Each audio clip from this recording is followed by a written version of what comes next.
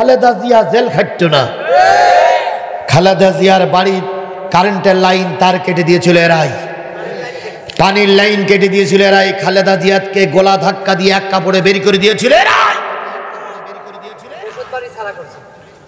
সুতরাং এরা মীর জাফর, এরা জাতীয় বেঈমান।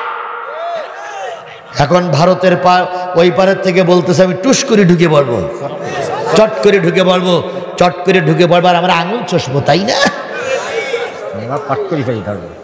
আল্লাহর কসম, কোন দল ক্ষমতায় আসবে ওটা আমার জানার বিষয় নয়।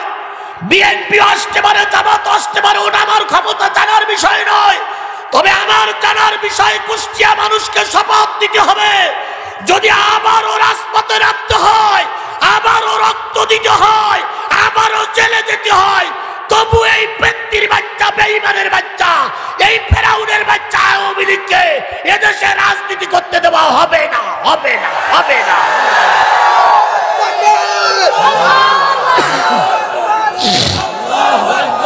আমার সঙ্গে আপনাকে সবাই একমত? যদি বলেন হুজুর গণতান্ত্রিক দেশে তাদের কেন তাদের রাজনীতি করতে দেবেন না? দেব না এই কারণে বিডিআর হত্যার জন্য তারাই দায়ী। দেব না এই কারণে হেফাজতের আলেমদেরকে লাইট টিপাইয়ে মারার জন্য এই শেখ হাসিনাই দায়ী। দেব না এই কারণে আল্লামা সাঈদীর রায়ের পরে ৩০০ লোককে গুলি করে মারার জন্য এরাই দায়ী। দেব না এই কারণে যে ওই আবু সাঈদ সহ এই সংস্কার আন্দোলনে ২০০০ তরু তাজা প্রাণকে গুলি করে মারার জন্য এই ফেরাউনের বাচ্চারাই দায়ী।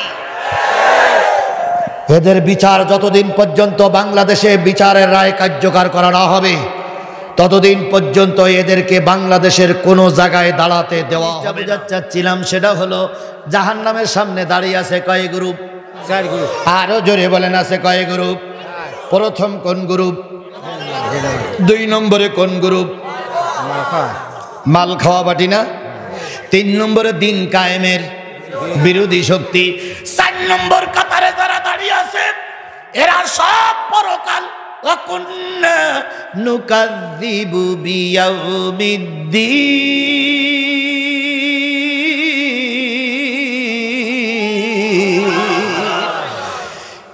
শেষ কাতারে যারা দাঁড়িয়ে আছে তারা ধর্ম অস্বীকারী, নামাজ অস্বীকারী, দিন অস্বীকারী লোক এখানে আছে না নাই? কিভাবে বুঝবেন? এইবার অষ্টনা হয়ে গেল।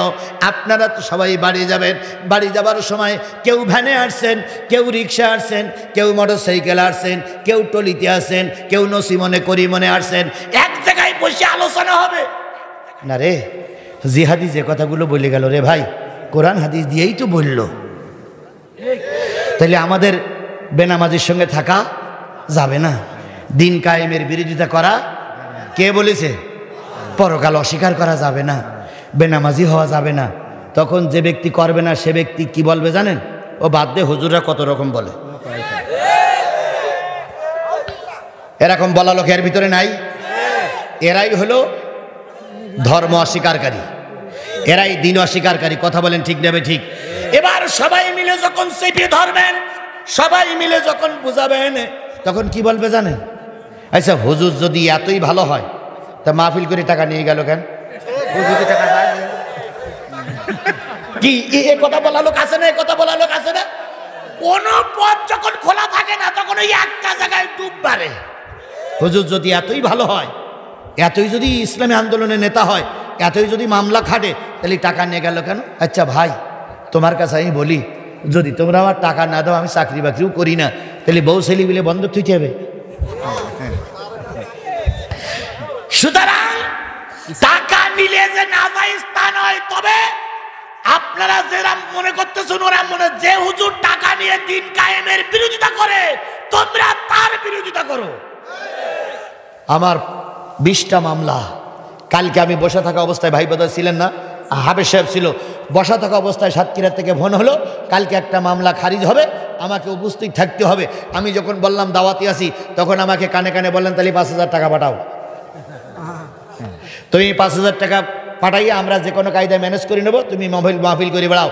তাহলে একটা মামলায় এখন দিতে হচ্ছে 5,000, আর যখন একটা মামলায় জামিন হয়েছে তখন 50,000 1 লাখ টাকার নিচে জামিন হয়নি। এই টাকাগুলো শুধু জামিন করতে খরচ হয়েছে শুধুমাত্র কোরআনের পক্ষে থাকার কারণে। আমি চোর নই, আমি ডাকাত নই, আমি খুনি নই, আমি ধর্ষক নই, শুধুমাত্র কিসের কথা বলার কারণে মামলা? তাহলে কোরআনের কথা আপনাদের শোনানোর কারণে মামলা হয়েছে। আপনারা যদি 2-5টা টাকা না দেন তাহলে আমাদের টাকা কি ওই আসমান থেকে আসবে না জমিন থেকে আসবে? সুতরাং আমরা শুধু টাকা নিয়ে যাই না, আমাদের ওসিলায় আপনারা উপকৃত হন। একটা বক্তা ডেকে আনলে এই যে হাজার হাজার মানুষ আইছে, মসজিদের উপকার হয়নি? মসজিদের জন্য কালেকশন হয়নি? তাহলে মসজিদ করে নেবেন আপনারা, ওয়াজ শোনাবেন আপনারা, আর আমাদের যাওয়ার সময় 2 টাকা দেওয়ার কথা 1 টাকা দেখায় হুজুর আর দিতে পারলাম না, বিরাট দুঃখিত।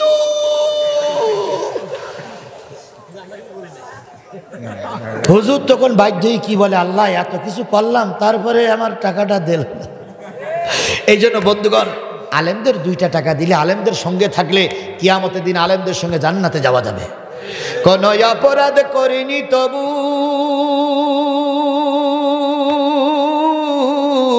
আমি আজ কারাগারে,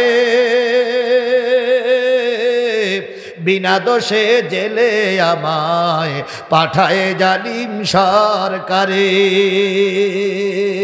কোন অপরাধ করিনি তবু আমি আজ কারাগারে, বিনা দোষে জেলে আমায় পাঠায় জালিম সরকারে। কান্দিসি নামা আমার মতো হাজার সোনার ছেলে, বন্দি আছে জেলখানাতে দিনের সব কাজে ফেলে। যেই দেশেতে বিচার সে তা বলবো এসব কারে, বিনা দোষে জেলে আমায় পাঠায় জালিম সরকারে। চোর ডাকাত আর খুনিরা পায় রাষ্ট্রপতির ক্ষমা, সৎ মানুষের জন্যে শুধু দুঃখ কষ্ট জমা। সত্য কথা বললে মাগো গুলি করে মারে, বিনা দোষে জেলে আমায় পাঠায় জালিম সরকারে।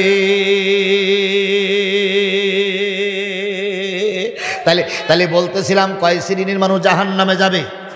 পয়লা শ্রেণী কারা? 2 নম্বর মালখোর, 3 নম্বর দিন কায়েমের বিরোধী শক্তি, 4 নম্বর পরকাল অস্বীকারী। এই 4 গ্রুপের সঙ্গে দীর্ঘ 1.5 ঘন্টা 2 ঘন্টা ধরে ধরে জাহান্নামী ফেরেশতাদের সঙ্গে কথোপকথন হলো, ইন্টারভিউ হলো। এখন এবার ফেরেশতার সঙ্গে কথা বলা শেষ। ফেরেশতারা শেষ কথাটা কি বলে না শোনার দরকার আছে না নাই?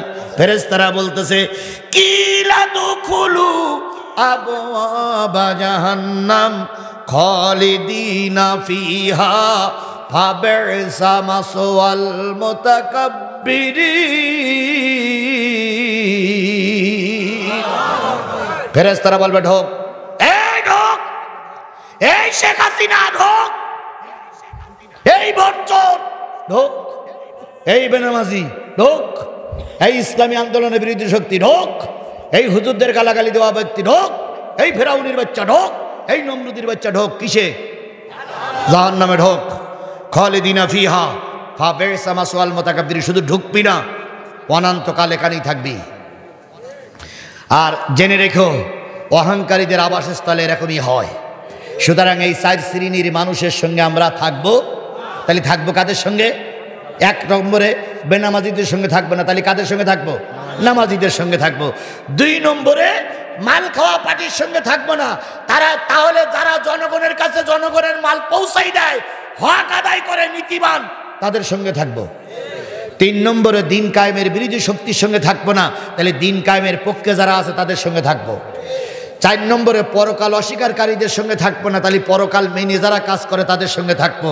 এবার আমি শেষ শপথ নিতে চাই, এই 4টে কাজ মেনে কোরআনের ছায়াতলে থাকতে কারা কারা রাজি আছেন? 2 হাত উঁচু করে আল্লাহরে দেখান।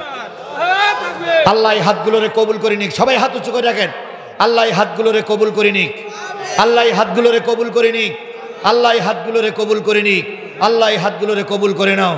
আমিন সুম্মা আমিন বিজুদিকা আমিন বিনতিনানিকা আমিন ইয়া আল্লাহ ইয়া রাব্বাল আলামিন। হাত নামান। আল্লাহ আমাদের সবাইকে কবুল করুক। সূরা ফাতিহা, ইখলাস শরীফ পড়ুন। বিসমিল্লাহির রহমানির রহিম।